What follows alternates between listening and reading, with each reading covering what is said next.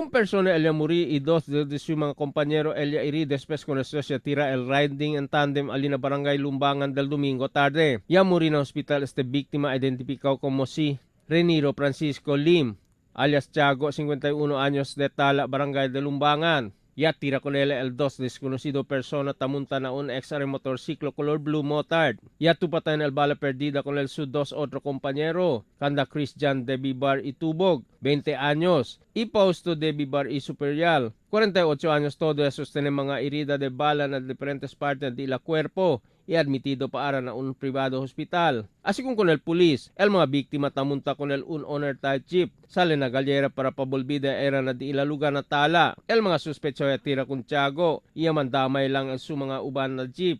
Pulis encontraron el 4 vacío de bala de calibre 45 na lugar del incidente. Ita continua pa sila con el di la investigasyon. Emil Tuban, Dateline Zamboanga.